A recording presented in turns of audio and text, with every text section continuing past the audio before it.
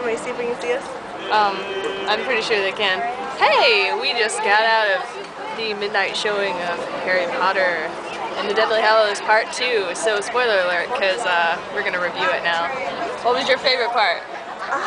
My favorite part is when Neville chopped his head off from saving Ron and Hermione because she almost died. It was so cute. Okay, sorry. Death is always adorable. That one. How about you? What was your favorite part? I don't know, come back to me. You should have gave us a second to think about it. Fun. No. It's pressure. Go. Let's see. Yeah. I don't work well under pressure. Okay, fine. My favorite part was when they were doing the protective enchantments on the castle, and it was absolutely awesome. So, in the whole Neville on the bridge thing, that was awesome. Absolutely hilarious. And, did I say awesome? Because I meant awesome, yeah, so it was awesome. It was pretty damn awesome. It was. You know what your favorite part was, Ed? I think my favorite part was when all the painting people were fleeing in one direction. I was wondering where they were fleeing to since they were painting people. But everybody was fleeing in one direction, including the people in the paintings. Thing that made you the angriest? What? What made you the angriest about What made me the angriest? Come back to me. How about you?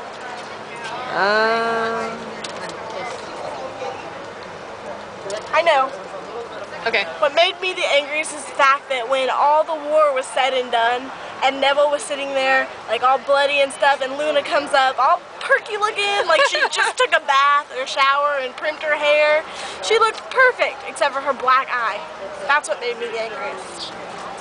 Okay, now I know what made me the angriest. I think they promised us some super extra epilogue flavor at the end of the movie. And they just looked over. There wasn't any super extra epilogue flavor. And for kids that were way older than they were supposed to have been, they didn't look very much older when they were supposed to have been older. They didn't even talk shit about Scorpio like they said they were, like they did in the book.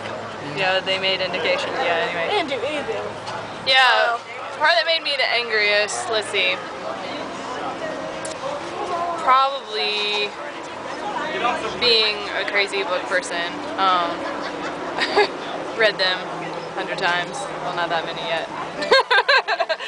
But probably Ollivander knowing about the Deathly Hallows totally pissed me off. But I mean, I understand they probably did it to recap because a lot of people forget what they were and they were kind of important. But he had no idea what the Deathly Hallows are or were. He only knew about the Elder Wand, and it was only rumor. So that cheesed me off. Okay. Being book nerds ourselves, I was laughing at the fact that they were crying that some people were so dead. sad. Yeah, it was sad that they were dead, but we knew because we read the book and we was ready for it, and people were literally bawling their eyes out. They were. They just didn't understand. I was disappointed about Fred's death because they totally just kind of skimmed over it, and Percy was supposed to come up and be a cool guy again, and that didn't happen.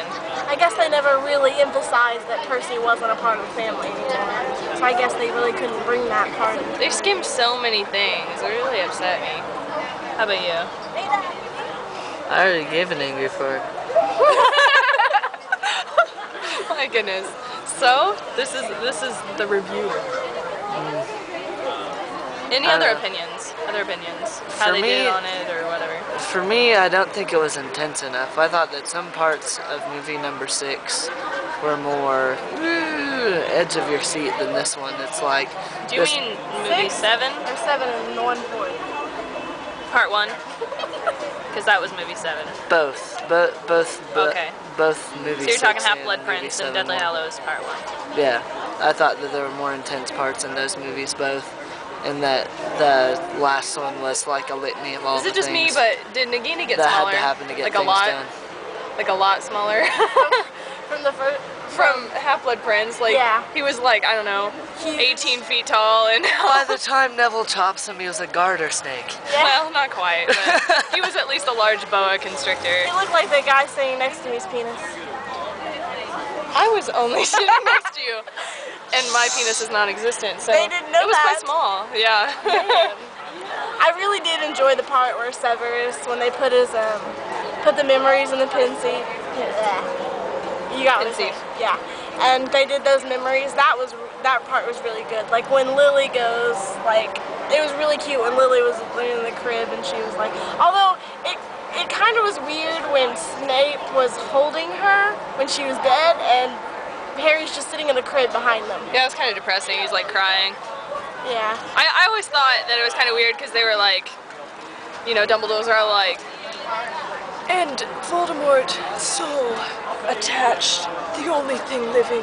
I was like, wait, they had a cat. What the hell happened to the cat? Why did the cat get this shit? Because it would have been easy to kill the cat. I mean, don't Cats got 9 lives. The cat would have died of natural causes before. Plus it's a magical cat. Yeah. How do you know it's a magical cat? McGonagall's a magical cat. Magical cat.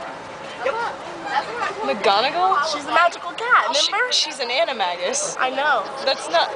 That makes her a magical So is cat. cats. But I figure if they're gonna change the movie so much from the book, it would have just made it all better if instead of Neville doing Nagini and Samuel L. Jackson had a cameo. I'm tired of these mother snakes On the plane. No, I got on the it. grounds. What really pissed me off the most, like they had that Snape and McGonagall duel, but it was so much cooler in the book. I think it's the coolest duel in the whole friggin' series. Like there's transfiguring and craziness, and they were just throwing colors at each other. I was pissed off. And then he just like escapes out the window just randomly, which does happen in the book, but it was way cooler. Anyway. I think me being, the Bellatrix fan over here, yeah, I know, I die. Thanks. We all die. I'm just saying, as the evil person dying here. She could have died. A lot of evil people died. Never mind. Okay. I'm just saying that her death, like a lot of it was along the lines of the book, which is really good. But why did she explode in a million pieces? But I guess when Voldemort died, he went to confetti. It was kind of, yeah, that was gross. Flesh confetti? What the fuck was that? Flesh confetti. That was real nasty. Your elbow is ashy. Okay. But in the book, she just kind of falls down, so I guess it was more epic and cool. It was kind of cool, but... Is it just me, or did her garter get like, her corset get like tight, and then like...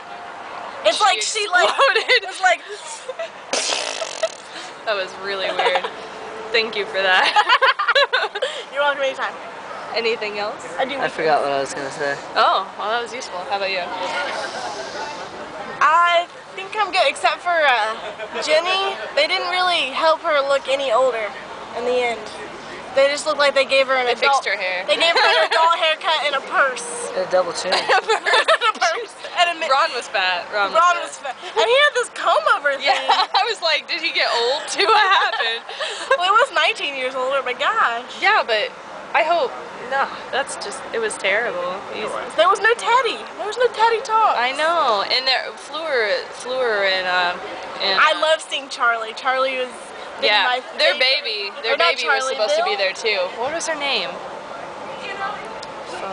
Yeah, because wasn't she pregnant? And then, yeah, I can't remember her name now. I want to say it's like Violet or something, French style. I don't remember. Bill. That's Bill. It's Bill, Bill's yeah. Yeah. Bill and Fleur. But anyway, their baby wasn't there. But yeah, they actually took stuff out of the epilogue, so go them. Yeah, and there's that big thing in the trailer where Harry's like, we're gonna finish this just how it started together, and he grabs Voldemort and they just fall. Pulls him off the parapet, and you thought it was gonna be more ceremonious, but it wasn't. They just did their whippy little smoke thing instead. It was like took they all got the some blood. epicness out of it. It was kind of weird because Voldemort could fly and Harry was just along for the ride.